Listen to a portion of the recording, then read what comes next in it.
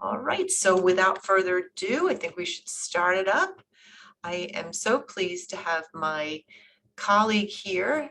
Nicole Fuller is a registered dietitian of the Valley Hospital, works in our department, gratefully, community health, and also works over at Valley. And she can tell you more about yourself.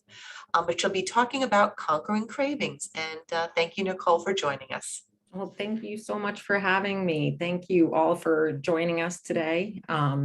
Hopefully you're all inside where it's nice and cool, hopefully. Anyway, like Sue said, my name is Nicole Fuller.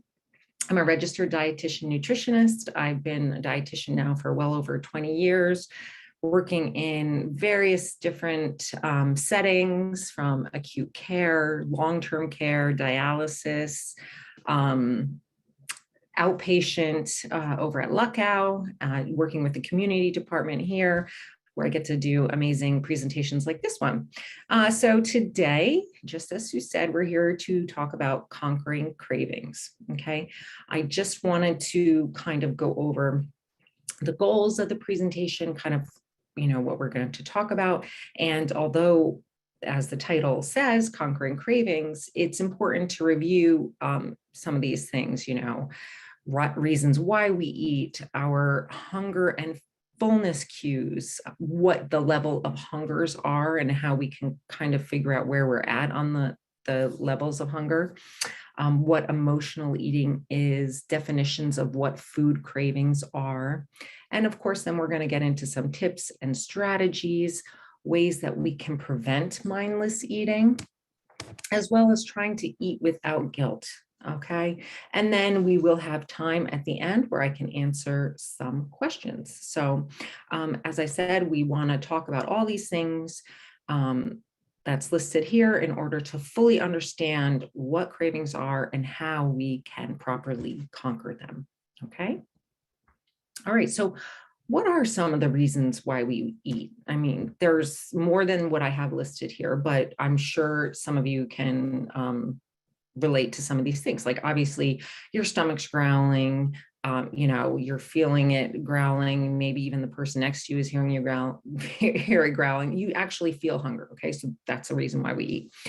Sometimes just being low on energy, instead of reaching for another cup of coffee, it might be because we're actually hungry. So that's a reason why we would eat. Kind of having an empty feeling in our stomach, which is, I guess, sort of, just feeling hungry in general, or just that idea in your mind that you have to eat every so often. You might not even be hungry every 3 to 4 hours, but you're kind of like, well, I haven't eaten in 3 to 4 hours. Maybe I should eat something. So you go ahead and eat something. So these are just a few of the reasons why we might be reaching for food. Now, when it comes to hunger and fullness cues, the key is to really listen and try and understand and tune into your body's communication and the signals it's sending out, whether it's the hunger or the fullness signals. We really want to tune in and pay attention to these, okay? As for hunger cues, some of the hunger cues, stomach growling for one, right? We could be feeling low on energy. So, that's another reason why a hunger cue. You may actually start to feel like the shakes, or irritability. Sometimes we call that being hangry. Some people get headaches, or they have problem focusing. Again, that sort of irritability. It's the cue to your body. You got to pay attention to it that you're hungry.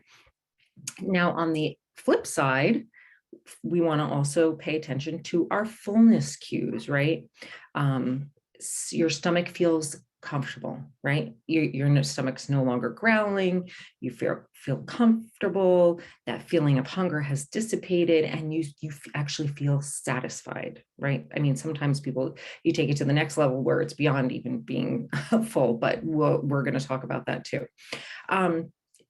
And it's always important, I'd like to point this out, that it takes about 20 minutes. Think about the 20-minute rule, 20 minutes approximately for fullness signals, like for your brain to actually get the cue from your stomach. Okay, I'm full now, I'm comfortable, I'm fully satisfied. So sometimes if you're eating too fast and you're not paying attention, you might not get that cue, right? It's easy to override the system and eat more than what your body actually wants to. You're going to be eating beyond being full.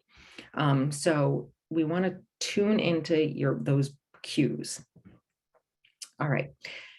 Now, levels of hunger. I talked about this, the goals of the program and things we were going to discuss. One of them being levels of hunger. There's actually kind of a rating system you can do it from 0 to 10 on this hunger fullness scale, I guess you could call it. So, and it's again from 0 to 10. Now, everybody's been at a 0. You're starving, you're feeling famished, you're irritable, you have a headache. Again, those feelings of hangry, you have to eat something right now, or you just aren't even comfortable or pleasant to be around, right? A level 3, 4-ish, you need to eat. There's some hunger pangs going on there. Between 5 to 6, you're somewhat full, comfortably full. But when you start to get to 8 or 9, you're full where you almost have to start to loosen your clothes, right? We've all kind of been there, maybe Thanksgiving, you have to pop that button open or pull down your pants a little bit just to let your stomach breathe. By the time you get to 10, it's almost like you're beyond full. You say, I'm never going to eat that much again. You almost feel sick, nauseated, right? Why is it important to learn these levels of hunger? Because you want to start to eat.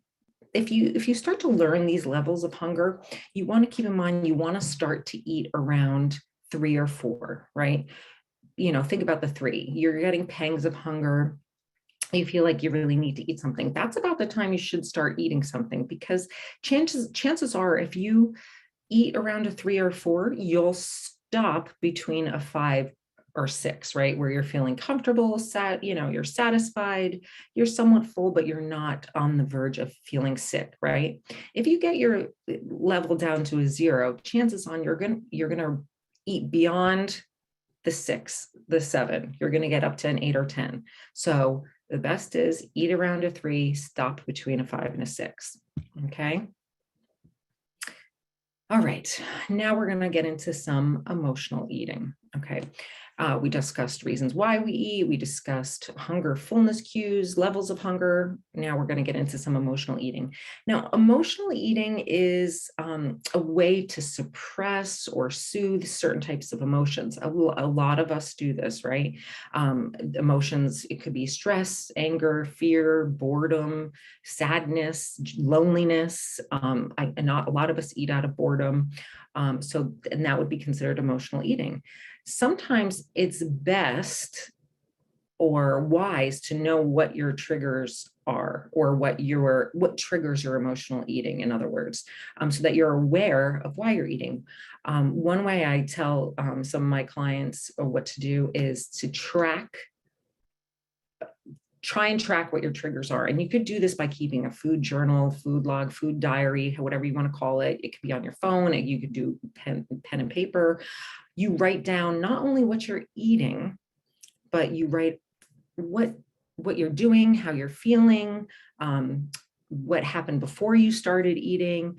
You can write down the hunger scale, where you're at on the scale before you start eating, and where you are after you start eating. Once you kind of write this down, you can look back at your food journal and you can start to see a pattern, right? Might find, for example, that you always eat dinner in front of the TV, and when commercial times, if you're watching TV with commercials, you might find that you always get up at a certain time during the show to get a snack, or even though you're not hungry, you might find that you always get a dessert after dinner just because that's what you've always done. It's a habit, maybe. You might find just certain reasons why you're eating at certain times because of certain triggers, the stress, boredom, excitement, loneliness, what have you. Okay, so food diary, food journal, food log, wherever you want to do it, I always find is very helpful for people. And I love this. I had to just throw this in here, this little comic. Today, I will live in the moment, unless the moment is unpleasant, in which case I will eat a cookie. So this would be an example of emotional eating, right? Because the person's eating because something's unpleasant. We have all done this. Okay, so now emotional eating, there's also unconscious eating, which again, this is something I think a lot of us have dealt with. I have a list here of times when we are eating unconsciously. If someone just offers you a snack, you're talking on the phone and there's just food in front of you, maybe some nuts, pistachios, chips, whatever, some M&Ms. Again, watching TV, you just unconsciously, sometimes you have the bag or the bowl of chips or whatever, or popcorn, and you're just eating, but you're not really paying attention to what you're doing. You're at the computer, at a party, that's a big one. You're standing near the table that has all the snacks and you're just unconsciously putting food in your mouth. You're at work and you walk by someone who has snacks on their desk, or you go into the break room and there's food. There's a lot of reasons here that we unconsciously eat. The problem is these habits start to, when we do this unconscious eating, we have kind of form an association between the stimuli and the response, right? For instance, again, you're watching your favorite TV show, the commercial comes on, you always get up during the time, kind of like what I talked about before, emotional eating. It's very similar, right? Unconscious eating can occur instances all the time, right? One way to stop unconscious eating, just like emotional eating, again, keeping a food diary, food log, food journal, however it works for you. I just recommend you can kind of, again, see patterns and learn where you can start to break the patterns.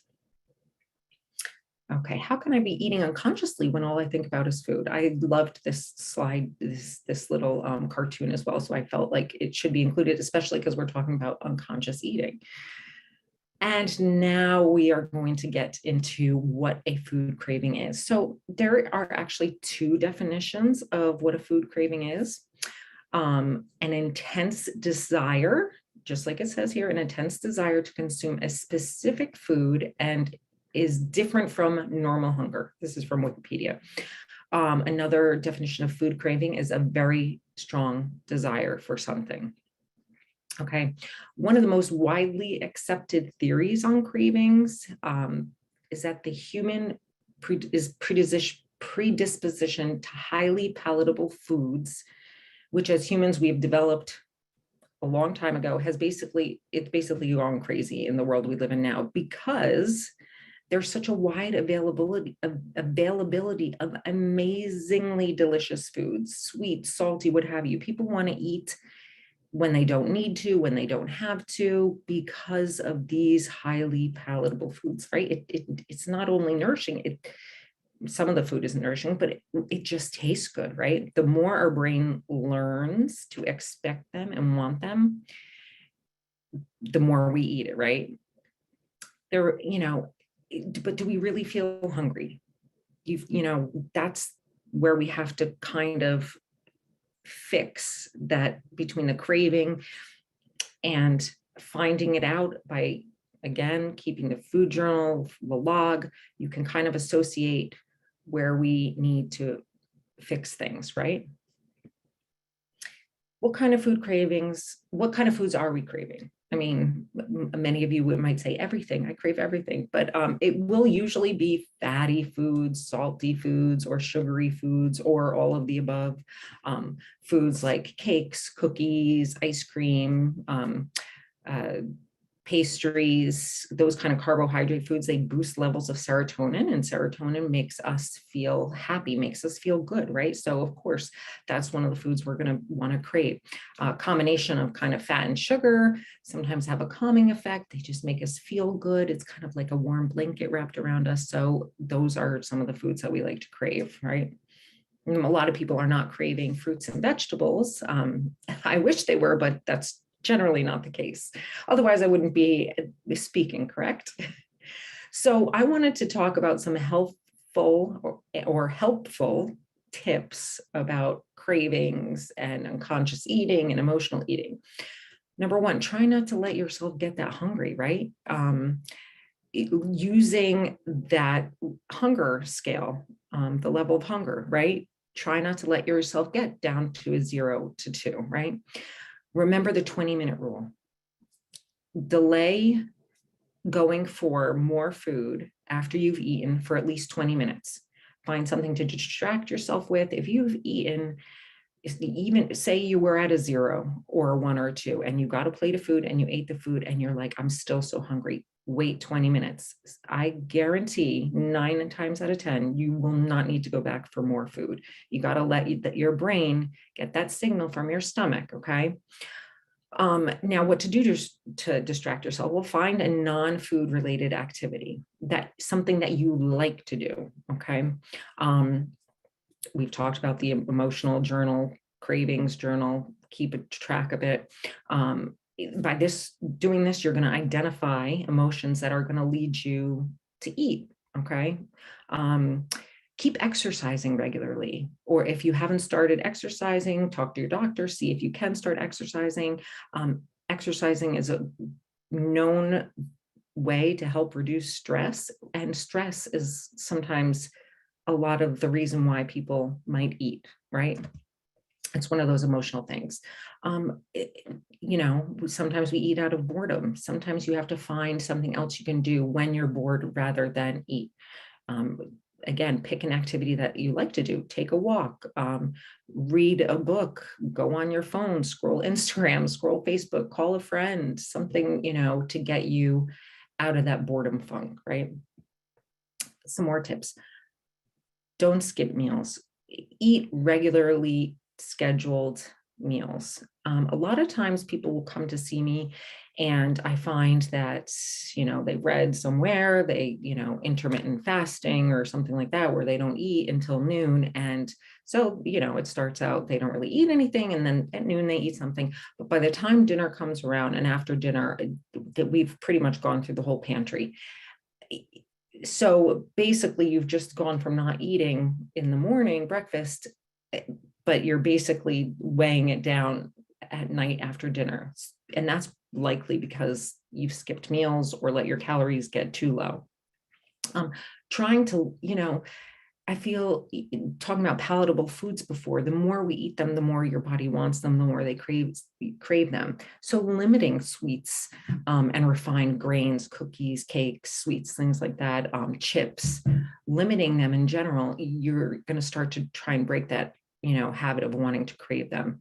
Choosing whole grains, over white processed flour, protein, lean protein, trying to find stress relievers, again, exercise, meditation, deep breathing. If you're not sure where to start with some of these things, YouTube is a great resource for finding ways for deep breathing, or if you have a phone, most of us do, you can get meditation apps or go, a lot of podcasts that are out there for meditation. Take a bath, go out, get out in nature.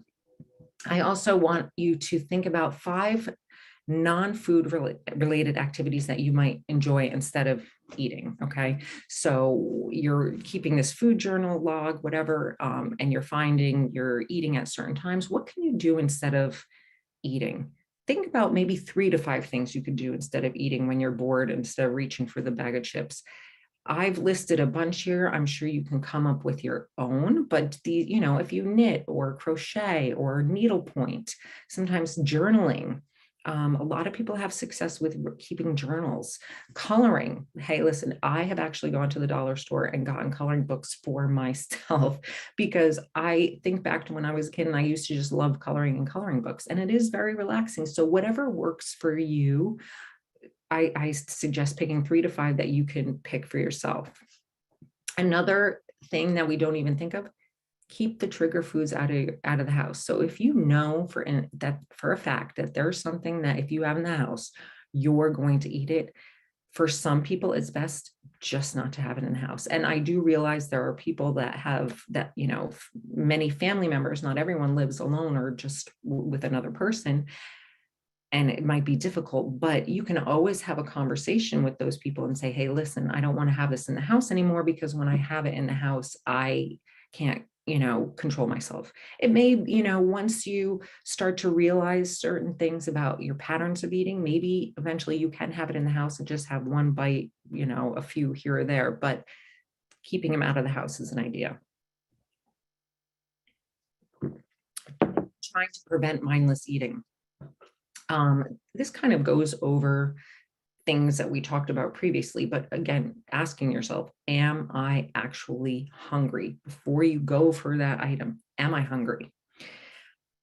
If you're not, then step away or take a controlled portion size, a controlled serving, whatever it is you're eating that, I always say, take out a portion size. Don't eat out of the container or out of the bag. Portion, that's another way to do it. Just try to get a portion. Try not to eat mindlessly. We do this all the time in front of the computer, in our phones. I mean, even my kids try and do it at home. They sit at the dining room table when they eat lunch with their phones. And we've, started no phones at the table. We got to get in tune with our bodies and figuring out our hunger and fullness cues.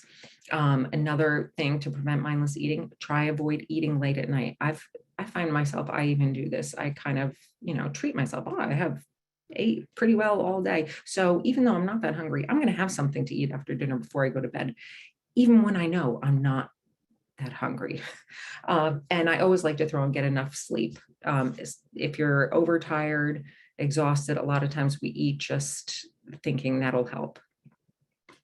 All right, questions to ask yourself. Again, this goes over things we've already talked about, but did I let myself get too tired or hungry? Am I at the 0, 1 to 2?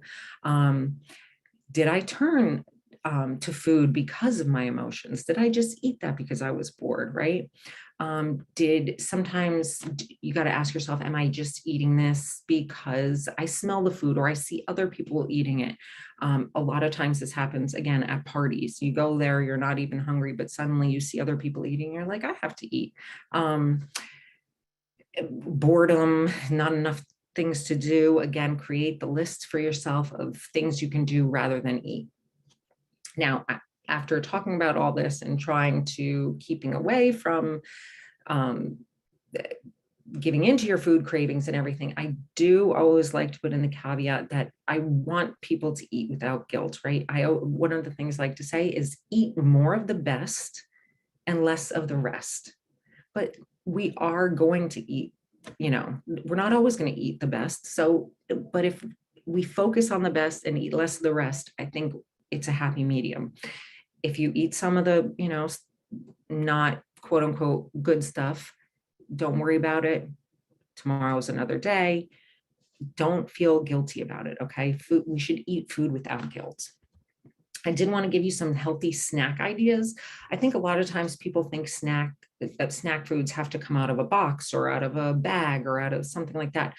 I like to think of snacks as ways to get the nutrients we need that we're not getting at our meals, right? So, and to pair it with something that has fiber in it or protein. So an apple, we should be getting at least 2 servings of fruit a day. So you can have a snack could be an apple and pair it with some, like a teaspoon of peanut butter or any fruit that you desire, with maybe peanut butter or even a piece of fruit and a cheese stick. Another, vegetables, you can eat whatever vegetable you like, cucumber, mini peppers or peppers sliced up, carrots, celery sticks, any kind of vegetable snack on. You could dip it in some hummus, which is great. Hummus has some protein in it. Cheese with whole grain crackers or whole wheat pita breads. Nuts can be also a good snack. Remember, portion size snacks in general. I don't like to really give calorie ranges, but I would try to say stick with 200 calories or less for snacks. Yogurt is great. It's got protein in it. Put a little fruit in it, some nuts, maybe even some ground chia seeds or flax seeds. Cottage cheese is another one. Again, trying to think of ways we can add nutrients to our snacks rather than just go, pretzels, chips, that sort of thing. regular meals and snacks, right? We're not going to skip breakfast. Try and have protein at each meal. Protein and fiber keeps you fuller longer. So trying to get a protein in each meal, 15 to 30 grams. I'll say a 3-ounce piece of, let's say, chicken, which is about the size of a deck of cards, has about 21 grams of protein. 2 eggs has about 14 grams of protein. That's just to give you an idea. Try and always have colorful fruits, vegetables at least with lunch and dinner. And again, this kind of gives you an idea, a guideline. If you take a standard 9-inch dinner plate, half your plate should be at least, I would say, vegetables, lunch and dinner vegetables. You could put the fruit as snacks. Half your plate, lunch and dinner, should be vegetables. Quarter should be whole grains, or, that's your carbohydrate. So brown rice, whole wheat pasta, quinoa, couscous, barley, potatoes, and then a healthy protein. So a quarter of your plate. So chicken, fish, lean beef every once in a while. That, to visualize your plate, should be breakfast, lunch, dinner. Don't forget, hydrate often. Drink your water or your unsweetened beverages. Okay. We don't, as little as possible, we want to drink our calories. It's preferable to stick with water, seltzer water, a little touch of lime, lemon, or even this flavored seltzers if you like them. Okay. Hydrate often, between meals, with meals, water.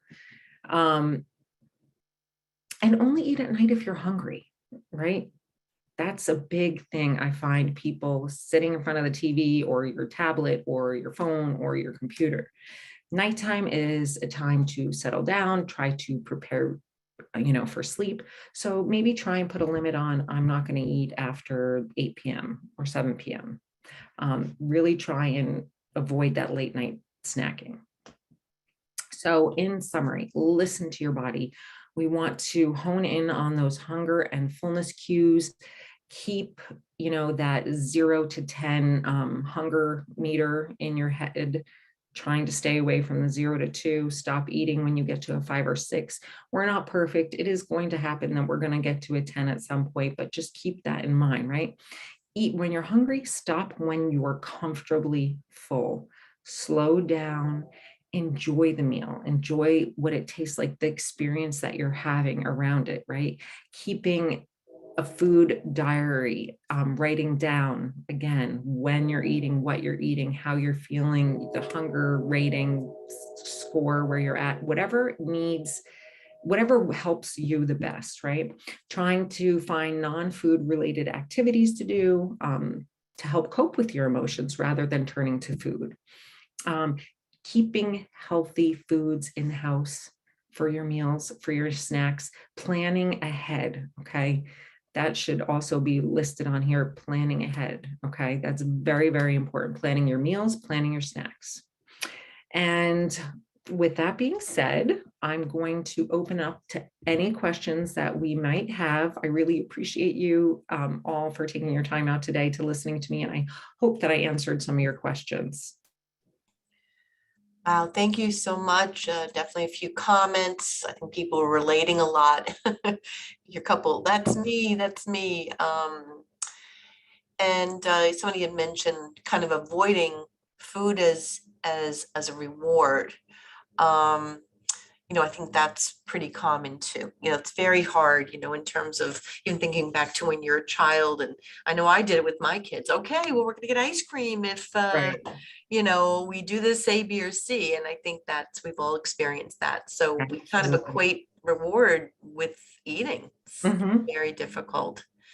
I think too, one of the things that is, I'm a licensed clinical social worker and have done a lot of research on this, kind of intuitive type eating and the struggle that so many of us have with conquering our cravings. And I Mhm. think one of the most important things is to be very, very careful, probably first and foremost, of how we talk to ourselves. Yeah. I don't know about anybody here, but I have spent pretty much a lifetime, I know many people who have, of really getting on myself when I don't eat perfectly. go off a diet, quote unquote, eat too much, pass full, don't eat when I'm not hungry. And I think first and foremost, we need to stop that. Yes. It's much more powerful. I think that, everyone talks about sabotaging, and that contributes to sabotaging. So I do want to add that to your excellent program. Be very careful how you talk to yourself around food and pretty much everything, folks. So somebody says, couple questions, but somebody had mentioned something about, will this be shown again? Yes, what we're going to do, I said it in the beginning, but for those who are late, you can go to www.valleyhealth.com/tune into health. It's one word, tune into health, on the Valley site, and you can find this and other lectures, but it won't be up for about 2 weeks, just so you know. Okay, so a couple more questions, and how do we not eat with our meals? I'm not sure, that doesn't really make sense. Oh, are there certain foods that make you hungrier than others? Are there, I mean, Hmm. are there certain foods that make you hungrier than others? Well, I don't think I'm going to try and answer this the best I can. I don't think so, but there are foods that we crave more than others where I think we would overeat them more, right? Because they're more palatable, the salty, the sweet, Yes. it doesn't make you hungrier, but you crave them more and you're more likely to overeat them, if that makes sense. I think that's really true. You just kind of can't stop, right? It just makes you maybe not hungrier, but more compelled to eat them. Somebody had made a comment about living alone, eating 3 meals a day, the dinner table with perhaps newspaper or book. It's not doable. I eat all my meals in front of a TV. That's why snack tables were invented. Well, that's, that's fair, makes sense. But like you're saying, focusing But on your meal as opposed to other things, I know for me, that's been very helpful. it's so important to try and not eat when you're distracted. We grew up that way, but I know that it is very important. You're more in tune with what you're eating, right? I mean, it is fun to sit in front of the TV and eat, yes, but to really pay attention to your body, what you're eating, is better to do it without any distractions. And I think, we talk about, this buzzword lately, mindfulness. Right. And I know myself and other people have spoken about when you're focusing on what you're eating, including what it looks like, tastes like, smells like, everything, you're more in touch with your fullness cues, satiation cues, which is really important too. So not as fun, like you said, but probably helpful with creating sort of a better way to eat. Somebody had mentioned, how do you get your mind back on track when you quote unquote fall off the wagon? I think sometimes you have to think about what your goals are. Why I don't necessarily, are you upset with yourself or because you're on a diet, or I just kind of think sometimes it's better not to dwell too much on what we did yesterday, because we can't fix yesterday. Right. Motivation, or it comes from within. Write down maybe what your goals are, why you're wanting to eat better or not snack as much, or whatever it is. Tomorrow is always a new day. The next meal. Right? Yes, next meal doesn't even have to be the next day. Well, I think that's a very, powerful point, and also goes back to, like I mentioned before, about how you talk to yourself. I was just going to say, that's the, the more you pick on yourself, the more you're just going to say, well, forget it. I'm just going to I'm be a on my street, failure. make myself feel better. Yeah. Right. And I think, journaling can be helpful with that, to let go of some of those self-defeating thoughts. You know, Mhm. keep a food journal and a journal. It wouldn't just be your food, it would probably be a lot of Right. we talk to ourselves and all, right? Interesting question. Is there a psychological dynamic to cravings? After I eat something savory, I have a craving for something sweet. It almost feels more like I quote unquote gotta have it, not just a want. Is that a real thing, or am I just conditioned myself to need something sweet after I eat a meal or something savory? It's probably a little bit of both. I don't know. There's probably some research out there on this, but I feel like a lot of people say after I have something salty, I want something sweet, or after I have something sweet, I want something salty. I think it can become a habit though. Mhm. And that's one of those things that, at least you're aware of it and you can work on it and you can try to change that. Great point, right.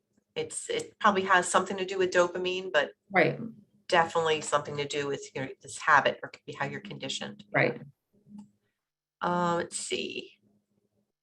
And then you said something about, you spoke of not drinking during or after a meal for a period of time. Is that something you mentioned? No? Any tricks? No, I No. said, make sure you're drinking. You could drink. Some people recommend, if you're trying to lose weight, some people recommend drinking a glass of water Mhm. before your meal, because then it displaces a little bit of the room, for food. But no, drinking water between meals, with meals, water, water, water. Okay. Any truth to chewing more, as a way to, you'll eat less or something, or, Well, say chew your food 32 times or something. so I think, was it Nancy Reagan that chewed her food for a certain amount of time before? Yeah, I think you're right. Very thin. But I think that would be so that goes back to the 20-minute rule, right? So I'm someone that eats super fast. I eat very fast, and that sometimes leads to overeating because I'm not paying attention. So I think when the whole chewing, if you're thinking about chewing your food longer, it's taking you longer to eat. You're slowing down. Your brain is going to get that signal of fullness. Okay. You know what I mean? Because it Yes. takes 20 minutes before your brain gets the signal from your stomach. If you're taking a longer time to eat, you're allowing yourself that time. So Right. you're less likely to overeat, is what I would be thinking. Right. Okay, so then we also, just a couple more comments. Someone said, my grandmother lived to be 99 years young, and she began her day every morning with warm water and lemon. So she must have been doing something right. Well, I definitely think water is very helpful, keep Yes. hydrated, you had mentioned, right? I try to start my day with a glass of water or seltzer. Mhm, That the personal preference. I don't know. mhm, mhm. Someone said something which I think is, like, I definitely tend to agree with. The sugar releases dopamine, which gives pleasure and kind of contributes to addiction a little bit. Also Mhm. releases insulin, which makes you, I guess, more hungry. Um, I don't know if you've, any in Well, sugar can be addictive. right. Yes, I did a presentation once on sugar cravings in general, and we talked about that, how sugar, I believe they compared it to cocaine addiction. Mm, You know, yeah, they've done those, you know, uh, with lab rats, and Yep. that's been very similar. Somebody, what would you say is a portion size? Do you have Well, general? Mhm. it depends on what food you're talking about. There are, it depends, are we talking about carbohydrates? Are we talking about protein? Are we talking about fruit, vegetables? Right. Each category has its own the different portion size. I think for people, if they focus on that visualization of your plate, Mhm. or go to myplate.gov, it's the USDA website. They don't do the food guide pyramid anymore. It's my plate. Literally take your plate, lunch, dinner, breakfast, quarter of it protein, quarter of it your complex carbohydrate, and half your plate vegetables. Right.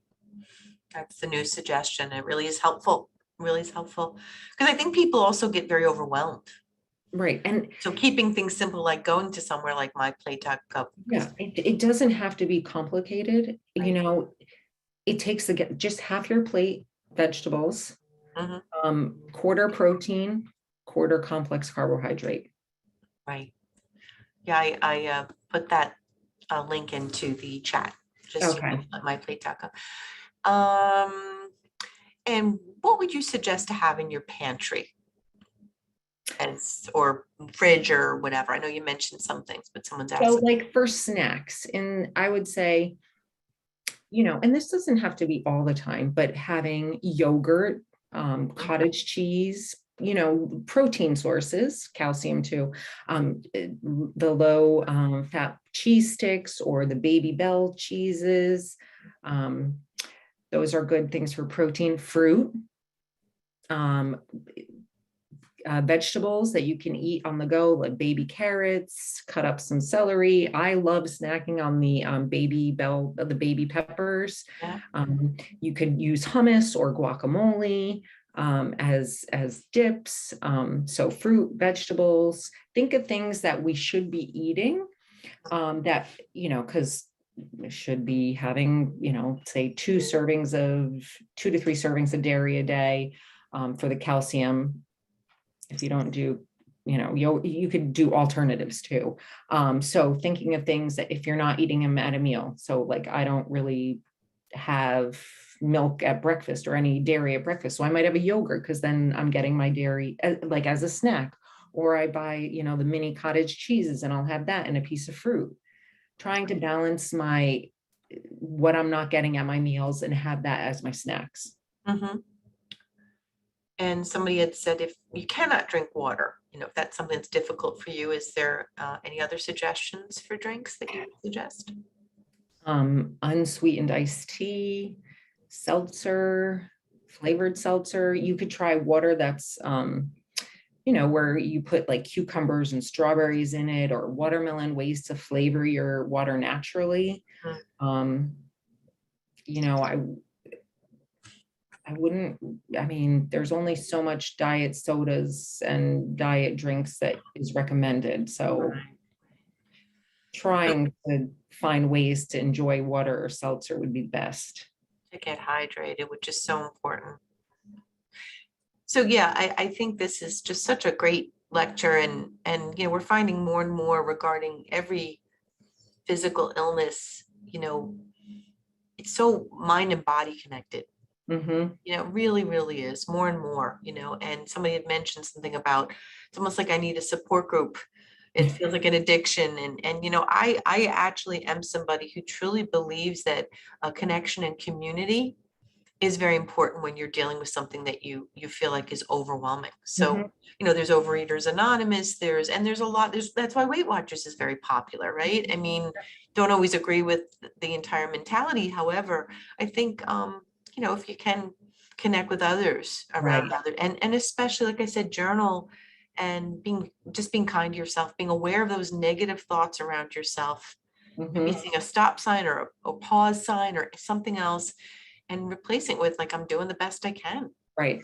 right? And just keep Exactly. going, that's been helpful for me anyway. I Exactly. want to thank you so much, Nicole, for being here as always. We love Thank you for you having with me. us. I